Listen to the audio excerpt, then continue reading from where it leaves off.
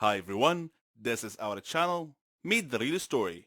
Please like, share and subscribe. Being famous is a dream for most people, but achieving this particular dream is not easy. It takes a lot of perseverance, and maybe even some luck. Listen to my story. My name is Rona, and I'm 18 years old. I live with my mom and my sister. My dad passed away long ago. We live in a very poor neighborhood, where drug dealing and death are everywhere.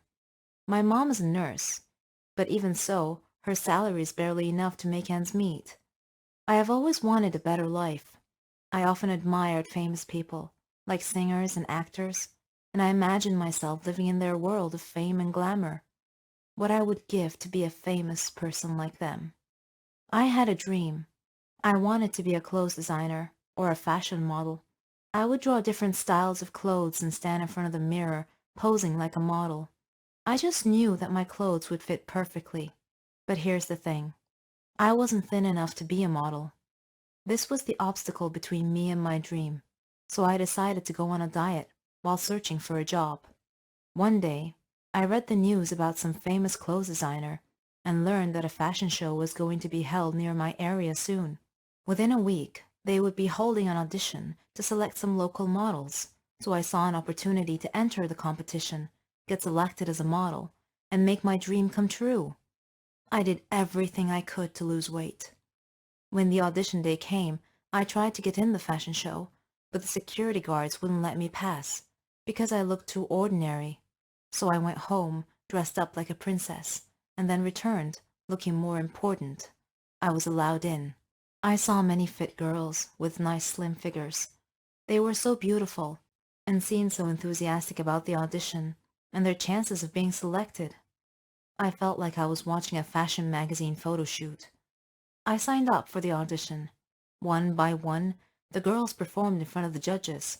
Some came out sad, and some came out ecstatic. After seeing this fierce competition, with many beautiful girls being turned down, I lost hope and turned around to leave. That was when I bumped into a woman. Her name was Linda. I excused myself and said, "I'm sorry, I wasn't paying attention." Linda replied, "It's okay. Are you one of the competitors?" "Yes, I wanted to, but seeing all these beautiful girls, I don't think I have a chance. Goodbye." "No, you shouldn't give up so easily," she said. Her kind manner persuaded me to turn around and try out for the audition anyway. As I walked onto the stage, I noticed that Linda was one of the judges. She winked at me as our eyes met. I did my best. Once my audition was over, I looked at Linda, and she smiled and gestured with her head that I had done well. However, one judge told me that my performance was good, but my figure was not. I needed to lose more weight. Linda told me that I was put on a list of potential models with the stipulation that I could re-audition if I lost more weight. So I buckled down and really hit the diet hard. I began starving myself. Mom felt miserable watching what I was putting myself through. I managed to lose about 40 kilos.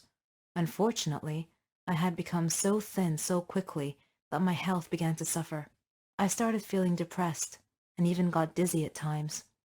When the next audition day came, I entered the audition room and once again met Linda. She looked at me with worry on her face and said, "What have you done to yourself?" "You told me to do my best, so I did," I said. I walked onto the stage. The judge who had told me to lose more weight saw me and was shocked. He asked me, "How were you able to lose so much weight so fast?" When I began my performance, my weakness caused some dizzy spells, which caused my modeling motions to be unsteady and awkward. Linda was clearly worried. As she watched my performance, as if she expected me to fall at any moment, the judges gave me poor marks, and I was rejected as potential model. I was greatly disappointed because I had tried so hard. I said to the judges, "But I followed your instructions and lost more weight." The one judge said, "Yes, you lost more weight, but then you let your performance suffer as a result." Then I passed out and woke up later in a hospital bed. Mom and my sister and Linda were waiting at my bedside. I asked them what had happened.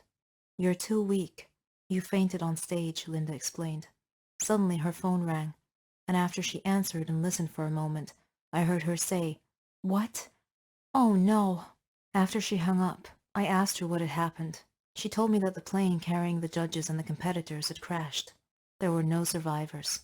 They would have to start the whole competition and selection process all over again. Though I was saddened by the tremendous loss of life in the plane crash, I chose to interpret this as a sign from above that I had another chance to achieve my dream, that I should not give up. With Linda's guidance and advice during my rehabilitation program, I was able to achieve an optimum weight with good health. Fate and my perseverance had given me a second chance, and I would not waste it.